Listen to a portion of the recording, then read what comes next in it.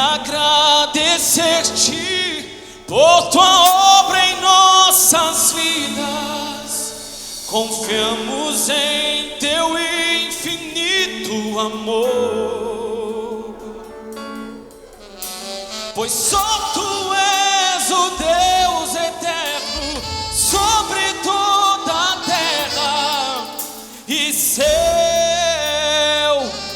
Obrigado. Paz, queridos, tudo bem? Bom dia a todos. Vamos ficar em pé um minutinho, mais um pouquinho. Glória a Deus. É uma grande honra poder estar recebendo vocês aqui. É uma grande honra podermos estar juntos. Quem tem acompanhado as nossas orações, quem tem estado durante as terças-feiras, tem, na verdade, estado mais linkado um com o outro, né? Aqui é muito mais do que uma igreja. Aqui é onde estão os líderes de uma igreja, né? Promovendo uma unidade. Eu quero, nessa manhã, trazer uma palavra para nós aqui, né? Deus colocou algo no meu coração para passar para você, e não é algo novo, é algo, sabe, que a gente precisa ouvir, talvez de novo, porque nós ouvimos tantas coisas, né, por aí. Eu acredito que a gente pode pregar de novo e falar sobre isso, né? Queria falar um pouquinho sobre relacionamentos. E gostaria que a gente orasse, porque eu já senti uma forte presença de Deus aqui. A única coisa que eu pude dizer aos ouvidos de alguns dos irmãos que me vieram, falando: você está percebendo que Deus está aqui? Você está percebendo que Deus está aqui? Diga ao teu irmão: você está percebendo que Deus está aqui? Deus está aqui, irmãos. E se nós buscarmos a Deus, essa vigília aqui, ela não será na madrugada, mas será na manhã, porque Deus está nesse lugar. E para mim, já estou assim, extremamente satisfeito pela presença de Deus no nosso meio. Amém? Porque Deus é maioria, ponto final, né? Deus é maioria. A gente poderia estar em 500 pastores aqui. Se Deus não estivesse, estaríamos perdendo a batalha. Mas se Deus está, não importa se a gente tem 50 pessoas aqui, 60. Amém? Se Deus está, nós ganhamos uma batalha. Amém? A maior de todas as batalhas. Glória a Deus. Amém? Posso ouvir um glória a Jesus da igreja? A gente fala sempre isso, né, para a igreja. Posso ouvir um glória a Deus da igreja, né? Agora é a nossa vez, né? Aqui tudo se inverte, tudo se converge, tudo se converte novamente, né? É interessante isso, né? Vamos orar. Nosso Deus e Pai, eu quero te agradecer pela vida que nós temos em Cristo Jesus. Obrigado pela vida dos teus filhos aqui nesse lugar. Eu quero nesse momento dizer, ó Deus, ao Senhor, que nós estamos satisfeitos, felizes, abençoados, abençoadores. E eu quero nesse momento, Pai, estar, Senhor, bem livre para poder pregar a Tua palavra. Obrigado, meu Deus, pela oportunidade que Tu nos dá, Senhor, de podermos estar próximos. Obrigado por tudo que já foi orado e feito. Aqui nessa hora, meu Deus, o Senhor venha a falar conosco, em nome de Jesus. Amém, queridos. Você está com a Bíblia na mão? Abra em Provérbios capítulo 27, 17, só para a gente ler um texto, porque tudo aquilo que eu espero falar, que esteja na palavra, amém? E eu acredito que esteja.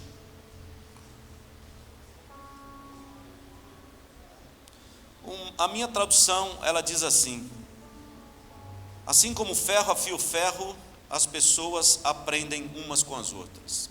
Amém? Posso ouvir essa palavra? Está assim a sua tradução? Acho que não, né? A King James, ela te dá essa palavra: assim como o ferro afia o ferro, as pessoas aprendem umas com as outras. Amém? Pode se assentar, em nome de Jesus, tá? Eu tomo esse versículo aqui como referência, porque eu acho que ele está exatamente no tema central para nós aqui hoje. Se nós analisarmos aquilo que fazemos, evidentemente nós não teremos dificuldade em saber o que se está dizendo, mas acima de tudo em praticar aquilo que se fala, ou aquilo que se prega. A igreja de Atos dos Apóstolos, ela recebe uma promessa. Atos capítulo 1, versículo 8.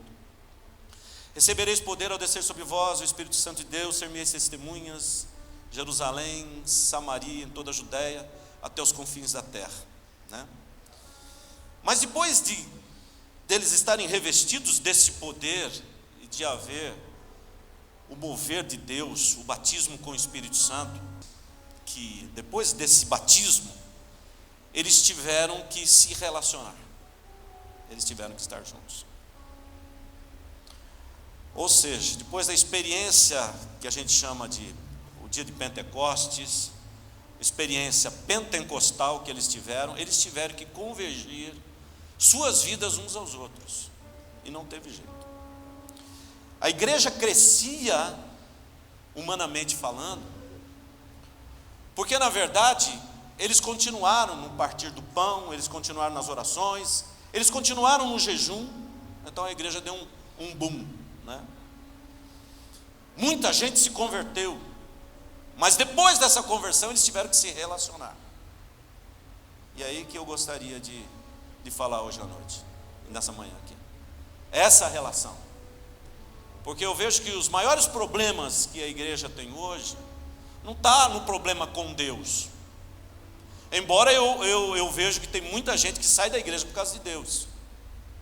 Olha, eu entrei na igreja, queria um namorado, mas não pude ter, estou saindo dessa, vou para outra. E nessa busca incessante, ele está pulando de um lado para o outro, buscando uma solução, até o ponto, né, dele dizer assim: olha, eu não quero mais, vou desistir desse Deus, melhor ir para outro lugar, e tal e coisa, né? Então os nossos problemas, geralmente, ou na sua essência, eles são muito mais problemas com pessoas do que propriamente com Deus. Ninguém divide igreja por causa de Deus. As pessoas dividem as igrejas por causa do quê? Por causa de pessoas. Agora, isso é genuíno? Não sei. Eu sei que é real. Eu sei que isso é real no nosso meio. Nós sabemos e entendemos que isso é a realidade de muitas igrejas, seja no Brasil e no mundo, mas principalmente, vamos dizer, aonde nós estamos, no país onde a gente vive. Agora, é importante a gente pensar que, se o Espírito de Deus que habita em nós, ele é o vínculo da paz, ele é o vínculo da paz em nós, né? O árbitro, né, seja a paz, a Bíblia diz para nós. É importante a gente pensar que toda experiência que nós temos com Deus, seja ela qual for, ou da profundidade que for, ela tem que se convergir, ou nos converter aos outros. Entende o que eu digo ou não? Toda experiência que eu tenho, seja ela qual for, ela precisa me levar a seres humanos, a pessoas. E aí que é o problema. Eu acredito que muitos de nós, talvez, eu não sei, eu já fiz muita gente sair de igreja, gente. Quem já fez alguém sair da igreja aqui pelo seu... Fez ou não fez? Porque você não foi equilibrado, porque você teve uma maneira de dizer e não deveria ter dito. Concorda ou não? Porque faltou flexibilidade, sobrou rigidez. As pessoas saem da igreja e de repente você não consegue compreender isso. E muitos, talvez, eu não estou aqui para julgar, talvez não estejam conosco exatamente por causa disso. Não é porque ele é diferente, é porque talvez ele não concorda.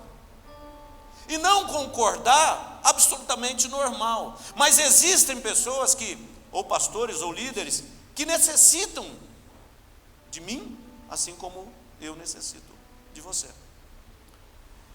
Então, a minha experiência com Deus, a primeira coisa que eu preciso entender, ela precisa convergir-me a uns seres humanos, aqueles que estão próximos de mim. Caso contrário, é só uma experiência e nada mais.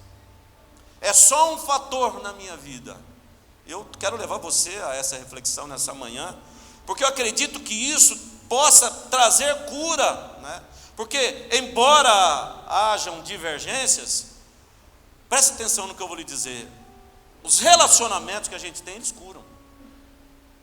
Qualquer tipo de relacionamento, seja ruim ou mal, é para a nossa cura, é para nos sarar, é para nos curar de alguma coisa que está deficiente em nós. A maturidade diz o seguinte, que eu preciso aprender a perder. Quem é maduro, aprende a perder. Quem é imaturo, não aceita perder. reino é tremendo, né? O reino, não é? Nós temos comido dessa palavra, os pastores nossos têm comido um pouquinho dessa palavra aqui. O que é o reino de Deus? O que Paulo escreve lá? Reino de Deus não é comida e nem bebida, mas é o que? Paz, justiça e alegria no Espírito Santo. Sim ou não? Nós vivemos isso na igreja? A igreja tem paz, irmãos? A estrutura da igreja tem paz? A gente procura paz, mas não tem. Tem justiça? Não tem. Tem muita injustiça, inclusive. Nossa, das pessoas que estão conosco. Tem muita ingratidão. Tem ou não tem? Sim, ó. Não há? O problema, irmãos, na verdade, quando ele fala assim, ó, o reino de Deus ele não é comida nem bebida. O problema é que nós, nos engasgamos na comida, podemos dizer assim, e nós nos engasgamos na bebida. Sabe quando? É quando a gente está divergindo demais, é quando a gente acha que a gente é melhor do que os outros, é quando a gente acha que aquilo que a gente faz está mais certo do que o outro, e aí a gente sofre, porque isso não é reino. Se o reino de Deus é o quê? Paz, justiça e alegria no Espírito Santo. A igreja organizacional ela não pode fornecer isso para nós, embora a gente tenta praticá-la, mas nós mesmos não conseguimos praticar isso. E aí a gente entende que o reino ele não é aparente, que o reino está dentro de você. Diga ao pastorzão bonito que está do teu lado: o reino está dentro de você. E isso a gente não busca na estrutura, a gente não pode às vezes dar dentro de uma estrutura, mas isso a gente pode viver entre nós, em convívio, em família, aleluia. E aqui no Copal nós queremos viver isso. Vocês estão comigo aí? Posso ouvir um glória a Deus? Relacionamento cura. Relacionamento cura, irmãos. Às vezes a gente tem uma ovelha, complicada, mas talvez aquela ovelha ela esteja sendo usada para nos curar.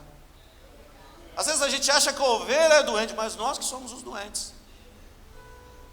Nós queremos a unidade dentro da igreja, mas nós mesmos não praticamos a unidade. Não é? Já viu a história da ovelha virada? Você estava falando de ovelha. Sabe o que é a ovelha virada? Ovelha virada, né? Geralmente a ovelha virada é aquela que está mais gorda, né?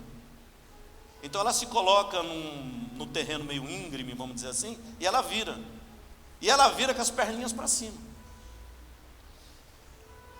Se o pastor ele demorar muito, essa ovelha ela morre rapidinho, porque o sangue para de circular, dependendo do sol que se está, não é verdade? Ela acaba morrendo por causa disso. O pastor tem que ir rápido lá, tirar ela daquela situação, colocá-la em pé, e mesmo assim ela não fica em pé de uma hora para outra. Ela demora algum tempo para ficar em pé até caminhar. E é interessante, né? Porque todo pastor conta a sua ovelha, não tem jeito. E geralmente é sempre aquelas que viram. Nunca é a outra, mas é sempre a mais gordinha. A gente precisa parar um pouquinho para pensar, eu acredito, parar um pouco para pensar. Será que nós não estamos sendo essas ovelhas viradas, né, obesa? Porque o ministério grande tem essa tendência, né, Oswaldo? Quando você atinge algo grande, autossustentável, vamos dizer assim, a sua tendência é já não se meter mais com nada. Não é? Você não se mete mais com nada. Você fica eu vou cuidar, já estou pagando a minha aposentadoria. Não é isso? Alguns de nós vivem isso. E aí a gente acaba engordando. Estamos às vezes como o Davi lá no palácio, né?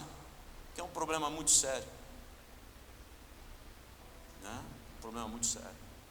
Não vim para falar sobre isso, mas vim para falar sobre uma motivação para a tua vida. Diga ao teu irmão que está do teu lado: tenha bons relacionamentos, meu irmão. senão você vai morrer antes do tempo. E Deus tem uma grande jornada para você, uma longa jornada para você. Vocês estão comigo aí? Glória a Deus. Quantos estão comigo? Posso ouvir um glória a Deus? A primeira coisa que Jesus fez foi o quê? Chamar pessoas.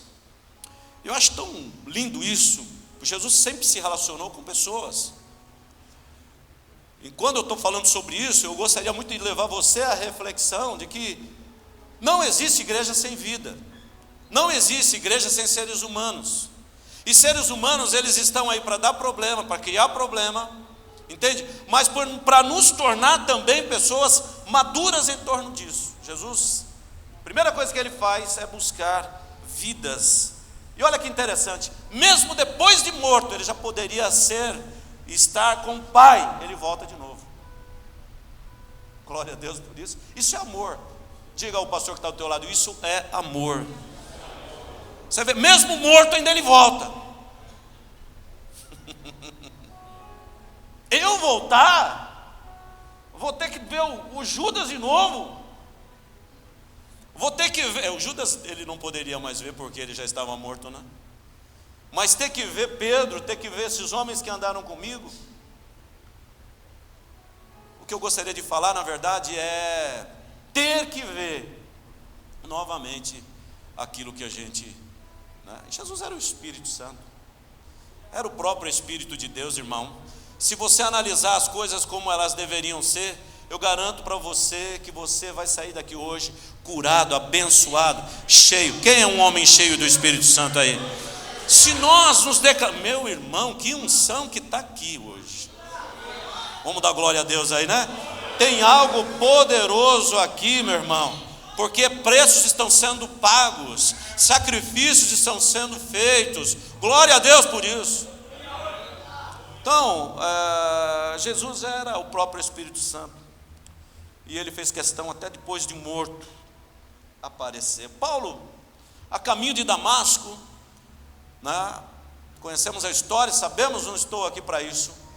Mas quando Deus dá a palavra para ele, ou para Ananias, né? Paulo tem dois caras que ajudam muito ele. Um que abre a visão e outro que coloca ele no caminho, né? Sim ou não? Ananias abre a visão, e Barnabé põe ele no caminho de novo. Agora fala para mim, depois de toda essa experiência que Paulo tem, gente, Deus manda ele no meio de gente, Deus manda ele no meio de pessoas. Por que que eu tenho que viver um ministério segregado? Por que que eu tenho que viver um ministério segregado, separado? Ninguém me toca, né? Ninguém põe a mão na minha cabeça, porque eu sou ungido de Deus. Ninguém ora por mim.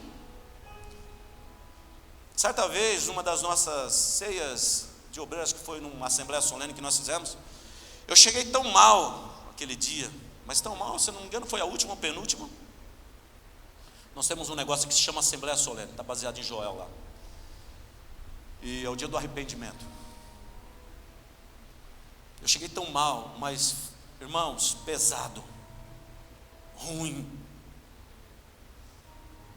Quando eu comecei a abraçar os nossos pastores ali no meio, e que eu dobrei os meus joelhos e eles colocaram as mãos sobre minha vida, querido, a sensação que eu senti era como se tivesse tirado de mim muitas toneladas, sabe? E você pensa que tinha um contingente de gente enorme, ninguém nem sabia o que eu estava passando. E aí eu abro meu coração para você, para dizer, nós não somos super-homens. Nós não temos todo esse suportamento que as pessoas acham que a gente tem. E quando andamos sozinhos, é a pior coisa que existe na vida de um homem. Só você sabe o que você está passando dentro da sua casa, querido. Entende? Você às vezes está que nem a mulher do fluxo de sangue, sangrando, perdendo vida pelo tempo, e ainda estufando o peito em cima de um altar, como o pastor falou, que é o melhor lugar do mundo. Igreja, altar. Nós nascemos para o altar. Quem nasceu para o altar aqui? Eu tenho essa convicção, né? Nós temos essa convicção que nascemos para o altar, então nós temos essa responsabilidade também sobre outros, mas outros também precisam ter essa responsabilidade, e eu tenho que ter essa ideia, né, de que se Deus um dia fez alguma coisa na minha vida, foi para que eu pudesse estar no meio de outras pessoas. Eu não consigo viver sozinho. Diga ao teu irmão, você não vai viver sozinho, você não pode viver sozinho. Você fala, bispo Paulo, eu estou achando que você está querendo me pescar hoje. Pois é, eu não, eu acho que é o Espírito Santo de Deus que está querendo te pescar hoje, para você não viver sozinho. Eu não tenho tanta sagacidade assim não, irmão.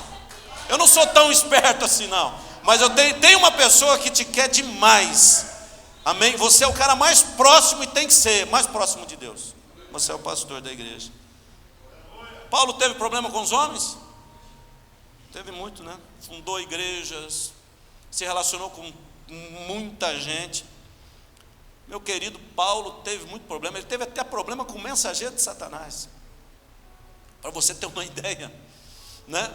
Até com o mensageiro de Satanás. Mas Paulo não deixou de ganhar o mundo. Fez muito amigos, mas fez muito inimigos também. Entende? Vocês estão aí? Glória a Deus. Dá um glória a Deus aqui. Levante as duas mãos para o alto assim e fala assim, ó: toda honra seja dada a ti, Senhor. Glória, glória, glória, glória pelo teu poderoso nome que nos sustenta sempre. Eu vou te dizer uma coisa, se um dia Deus me cobrar por alguma coisa, eu vou dizer, eu tentei. Agora o problema é quando Deus talvez venha nos cobrar alguma coisa e fala assim, não deu. Eu tentei.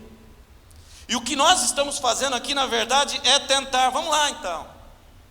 Moisés, por exemplo, depois de 40 dias e 40 noites, né, lá no Sinai, buscando a face de Deus, ele não ficou lá. Chegou uma hora que Deus falou para ele, agora é hora de você descer, cara. Eu não sei, eu acho que tem um negócio que se chama síndrome do monte, né? Tem muita gente que tem esse problema da síndrome do monte, né? Eu acredito que muitos vivem nos montes porque não querem encarar às vezes a realidade da vida. Não é verdade? Desculpa, gente, perdão, eu não queria, mas eu também não sou contra o monte, eu gosto de orar, a gente tem que orar, se consagrar. Mas você concorda comigo, depois desses 40 dias, Deus mandaria que ele descesse para ver quem? Ele tinha que encarar, meu. Eu não sei, parece-me que Deus está dizendo, falando alguma coisa contigo aí, ó. Você vai ter que encarar um povo. E às vezes você vai ter que encarar que nem o Ezequiel. Eu te envio para um povo rebelde, de duro coração, de dura serviço.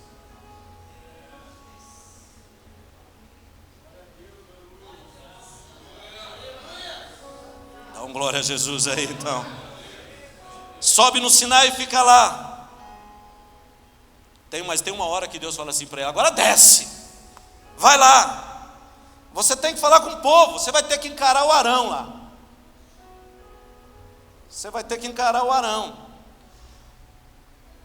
Uma vez eu me lembro de uma pregação, acho que foi do Colin Dyle Morris Cerulo, que falou isso daí, falou assim, que o homem de Deus não era o Arão, mas o homem de Deus era Josué. Que Moisés escolheu Arão, mas Deus escolheu Josué. Eu acho interessante isso, né, para nós, porque nós temos a eleição nossa, mas Deus tem a dele. Amém, glória a Jesus por isso. Então, vamos lá, Moisés sobe no Sinai, fica lá, e Deus manda ele descer, e ele tem que falar com esse povo, ele tem que enfrentar o líder que ficou lá, sabe, as nossas experiências com Deus, seja ela o que for, mais profunda que for, elas vão convergir em gente. Você pode ser cheio do Espírito Santo, aliás, quanto mais cheio do Espírito Santo você for, mais gente você vai ter que enfrentar. Né? Sim ou não? Não, eu quero ser o ermitão, o eremita, né? O homem da bola do Wilson lá, né? Como é que é o nome daquele filme lá? Eu não lembro. O Náufrago. né? O navio naufragou, fiquei sozinho na ilha, a única coisa que me sobra é uma bola. Fala para o teu irmão, você não é bola, irmão, e nem jogador de futebol, pelo amor de Deus. Quem gosta de bola é jogador, né? Nossa relação não está com coisas, embora as coisas se tornam, na verdade, o nosso relacionamento. Por quê? Porque às vezes a gente deixou de confiar naquilo que se chama seres humanos, e a gente faz da nossa casa a nossa idolatria. Eu tenho essa tendência, eu acredito que talvez você possa ter essa tendência também. Mas chega uma hora que o Espírito Santo fala assim: desce, vai lá ver o que está acontecendo no arraial, meu. Vai lá ver o que está acontecendo lá embaixo. Porque a responsabilidade que eu te dei, a unção que eu te dei, aleluia, amém, o dom que eu te dei, a liderança que eu te dei. Porque presta atenção no que eu vou lhe dizer. A tua liderança, ela não é tua, foi Deus que te deu. E o peso que está sobre os seus ombros é exatamente isso. Deus não vai tirar. Uma vez eu ouvi alguém dizendo: Deus não tira o peso, mas Ele te faz mais forte para suportar o peso que está sobre você. Vocês estão aqui? Glória a Jesus. Então, não receba outra palavra hoje. Saiba que aqui nós estamos no monte, aqui nós estamos, entende, na experiência com Deus. Aqui nós estamos ouvindo Deus falar, mas ao sair daqui nós vamos ter que enfrentar. A gente enfrenta mau obreiro, sim ou não? A gente enfrenta mau obreiro, a gente enfrenta diácono, resistir ao diácono e ele fugirá de vós. A gente enfrenta presbítero. A gente enfrenta gente que não entende aquilo que você diz. Você fala é verde, quando você chega a parede está vermelha. Não é assim, irmãos? Isso nos desacorçoa, como dizia o meu velho pai. A minha mãe: estou desacorçoada de você, Paulo.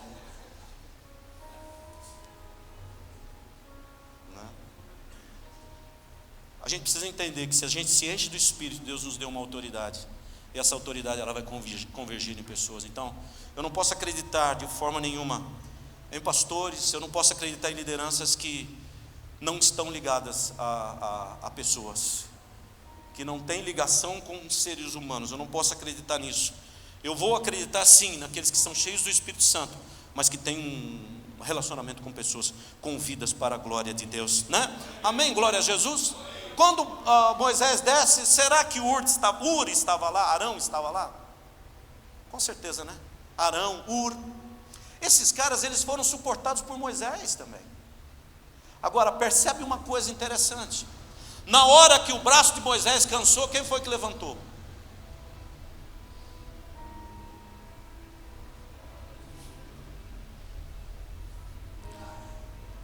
Vai ter uma hora na tua vida lá na frente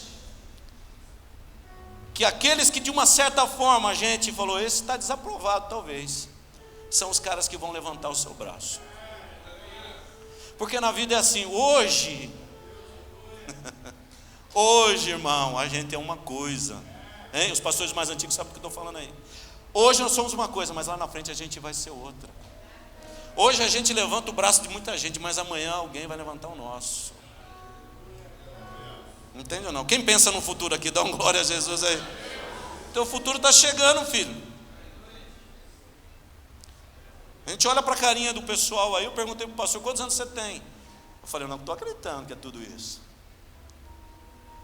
né?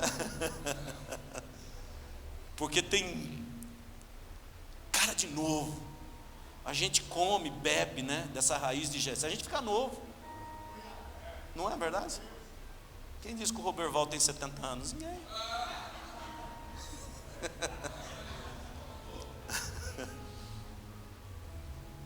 Um dia a gente levanta a mão de alguém, irmãos, presta atenção, paga o preço por isso, porque vai chegar um dia que alguém vai levantar a tua mão. E às vezes aqueles que são desacreditados, que às vezes estão do seu lado, aleluia, que trabalham em favor da tua igreja, que trabalha em favor, às vezes, de você mesmo, que de repente você não está reconhecendo, você não está olhando. Hoje você paga um preço, mas amanhã talvez ele vai pagar o dele, porque o evangelho é assim. Que a gente possa hoje refletir sobre essa palavra, né? Nós ensinamos e nós aprendemos também. Eu não sou de falar muito, mas o que eu falo, que eu acredito que possa agir no profundo teu aí. Amém? Que Deus possa agir no teu profundo. Você sabe que a primeira pessoa que fez o exame do pezinho foi Jesus, né? Sabe o exame do pezinho? Lembra do exame do pezinho ou não? Toda criança tem que fazer. O Luiz é vovô agora, né? Teve uma netinha linda. Está todo encurujado aí, todo, né? Vovô coruja. Já fez o exame do pezinho para quê? Para detectar as doenças, as possíveis doenças.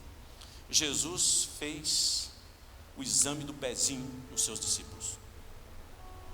Mas isso não é bíblico, bispo. É bíblico. Ele fez o exame do pezinho.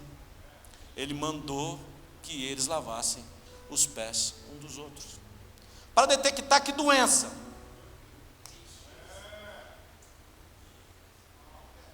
Qual que era a doença?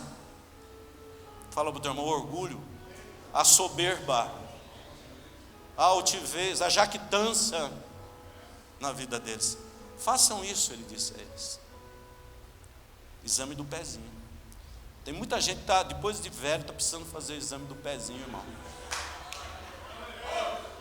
Sim ou não? Desculpa, eu não queria ser tão duro assim com você. Não é forte isso? É forte, não é não? É o exame do pezinho, irmão. E é o seguinte, o pezinho de alguns não querem aparecer de jeito nenhum. Deus está dizendo: eu quero ver o teu pé, companheiro. Eu quero lavar o teu pé, companheiro. Entendeu? Eu quero te ensinar a ser humilde, a reconhecer certas coisas, a se encurvar diante da minha presença. Nossa, eu estou sentindo uma forte presença de Deus aqui hoje, sabe? Querido, se você não fizer o exame do pezinho, você vai morrer lá na frente, porque a doença vai te pegar. Mas se você permitir que hoje Jesus lave os seus pés, Ele vai ver em você, sabe, a verdadeira humildade que você está precisando. Ok? Agora, como que a gente lava o pé? É no relacionamento. É se permitindo e permitindo. É assim que a gente faz. É assim que a gente anda. Eu não vejo outro evangelho. Eu não consigo enxergar outro tipo de evangelho. Eu não vejo.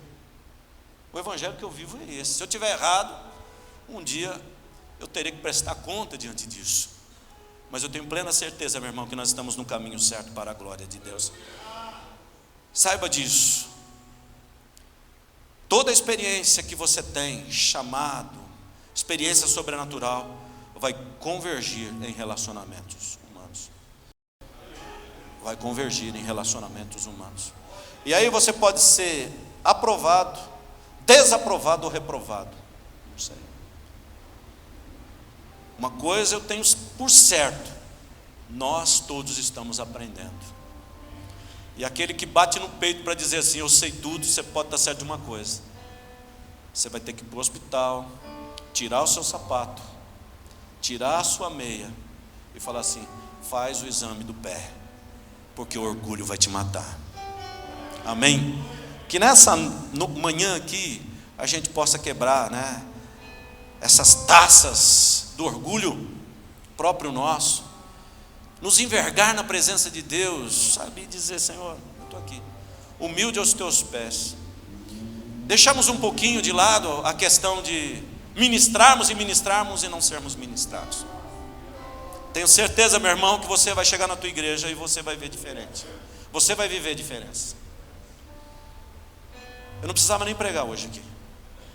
Só pelo fato de ter recebido a presença de Deus aqui na minha vida, e o que Deus já falou no meu coração aqui, a gente já poderia ter ido embora e estar tomando café de novo. Mas necessário é que Deus nos fale. Necessário é que Deus ainda continue falando na sua vida. Porque o dia que Deus silenciar, pode estar certo, nós estamos perdidos. E se possível for, todos os dias. É legal, é muito bom a gente pensar sobre o alimento que Deus dava ao povo no deserto, né? Não é? É bom ou não? Deus dava o alimento para o povo no deserto. Aquele alimento era perecível, sim ou não? Eles tinham que comer todos os dias. Na verdade, o alimento não era perecível, era o homem que era perecível. E sempre foi. A comida de Deus tem que ser todos os dias, todas as horas, todos os momentos. Quando eu levanto, quando eu acordo, sempre, sempre, porque eu pereço. Ai de mim que vou perecer. Que Deus possa nos ajudar, meu irmão.